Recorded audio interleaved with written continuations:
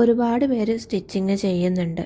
നിങ്ങളുടെ ചുറ്റും തന്നെ കുറേ അധികം പേരുണ്ടാവും സ്റ്റിച്ചിങ് ചെയ്യുന്നത്. അപ്പോൾ നമ്മളും ഈ ഒരു ഫീൽഡിലേക്ക് ഇറങ്ങിക്കഴിഞ്ഞിട്ടുണ്ടെങ്കിൽ നമുക്ക് ഇതേപോലെ അവരുടെ കൂടെ കോമ്പറ്റ് ചെയ്തിട്ട് വരുമാനം ഉണ്ടാക്കിയെടുക്കാൻ പറ്റുമോ എന്നുള്ള ചിന്ത കുറേ അധികം പേർക്കുണ്ടാവാറുള്ളതാണ്.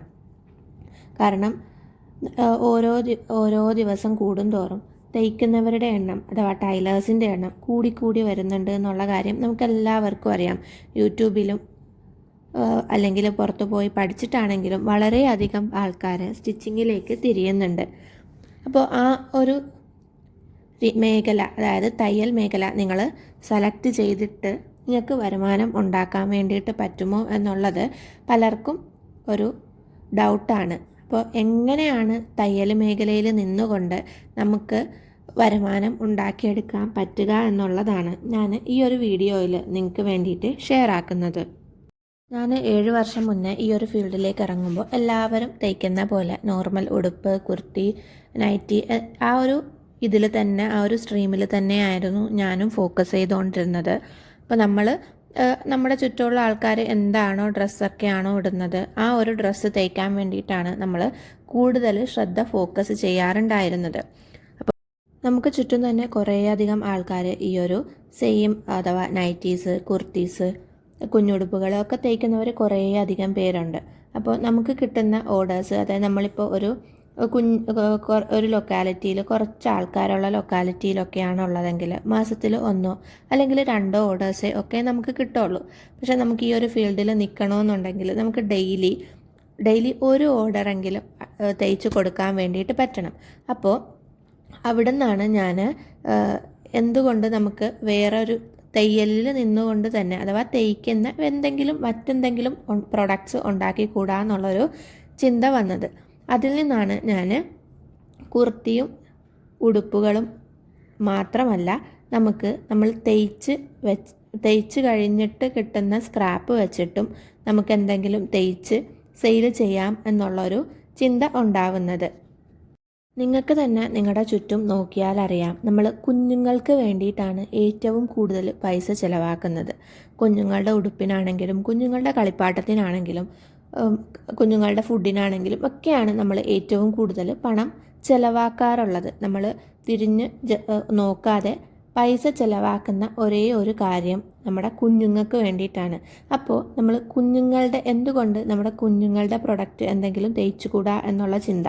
അതായത് നമ്മൾ കുഞ്ഞുങ്ങളുടെ ഉടുപ്പൊക്കെ നമുക്ക് ഹോൾസെയിലായിട്ടൊക്കെ വളരെ കൂടുതലധികം സെയിലേഴ്സ് ഉള്ളത് കൊണ്ട് നമ്മൾ കസ്റ്റമൈസ് ചെയ്ത് വെച്ചിരിക്കുന്ന 5000-6000 രൂപയുടെ ഡ്രസ്സുകൾ ആൾക്കാർ വാങ്ങണമെന്നില്ല. കാരണം കുഞ്ഞുങ്ങൾ പെട്ടെന്ന് വളരുന്നതായതുകൊണ്ട് അത്രയും വിലയുള്ള ഉടുപ്പുകൾ നോർമലായിട്ടുള്ള ഒരാൾ വാങ്ങത്തില്ല.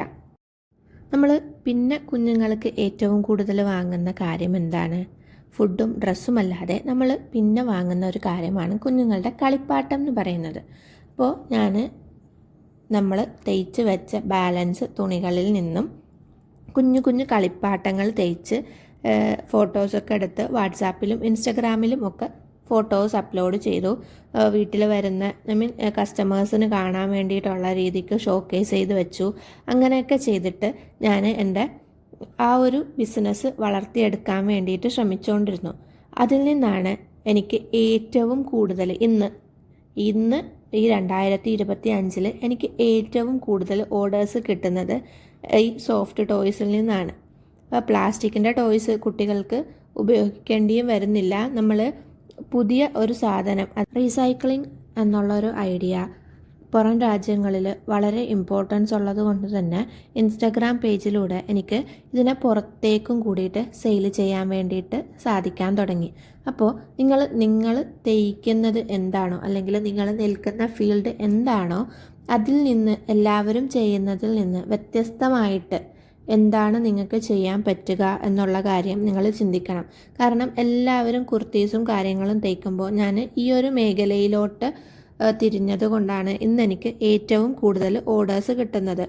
കൂടാതെ ഞാൻ ഈ ഒരു കോഴ്സ് സോഫ്റ്റ് ടോയ്സ് ഉണ്ടാക്കാനുള്ള ട്രെയിനിങ്ങും കൂടിയിട്ട് കൊടുക്കാൻ വേണ്ടിയിട്ട് എനിക്ക് സാധിക്കുന്നുണ്ട്. അപ്പോൾ നമ്മൾ നെഗറ്റീവായി ചിന്തിക്കാതെ തയ്ച്ചിട്ട് എനിക്ക് വരുമാനമൊന്നും കിട്ടുന്നില്ല, ഈ ഒരു ഫീൽഡ് ഇഷ്ടമാണ്, പക്ഷെ എങ്ങനെയാണ് മെച്ചപ്പെടുത്തേണ്ടതെന്ന് അറിയില്ല എന്നൊക്കെ ചിന്തിച്ച് നെഗറ്റീവ് അടിച്ചിരിക്കാതെ നമുക്ക് ഈ ഒരു മേഖലയിൽ നിന്നുകൊണ്ട് എങ്ങനെയാണ് ആളുകളിൽ നിന്നും മറ്റുള്ളവരിൽ നിന്നും വ്യത്യസ്തമായിട്ട് എന്തെങ്കിലും ചെയ്യാൻ പറ്റുക എന്ന് ആലോചിച്ചിട്ട് നിങ്ങൾ ഈ ഒരു മേഖലയിൽ തന്നെ നിന്ന് വരുമാനം ഉണ്ടാക്കാൻ വേണ്ടിയിട്ട് ശ്രമിക്കുക. നിങ്ങൾക്ക് ഇഷ്ടമുള്ള മേഖലയിൽ നിങ്ങളുടെ ഒരു ഐഡൻറ്റിറ്റി ഉണ്ടാക്കിയെടുത്തിട്ടുണ്ടെങ്കിൽ അത് നിങ്ങൾക്ക് തരുന്ന സന്തോഷം എന്ന് പറയുന്നത് വളരെ കൂടുതലായിരിക്കും.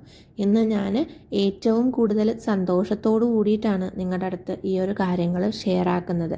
അപ്പോൾ നിങ്ങൾക്ക് തയ്യൽ ഇഷ്ടമാണെന്നുണ്ടെന്നുണ്ടെങ്കിൽ ആ ഒരു മേഖലയിൽ നിന്ന് നിങ്ങളെ വ്യത്യസ്തമായിട്ട്, മറ്റുള്ളവരിൽ നിന്ന് വ്യത്യസ്തമായിട്ട് നിങ്ങൾക്ക് എന്ത് ചെയ്യാൻ പറ്റും എന്നുള്ള കാര്യം ഒന്ന് കമൻറ്റ് ചെയ്യുക.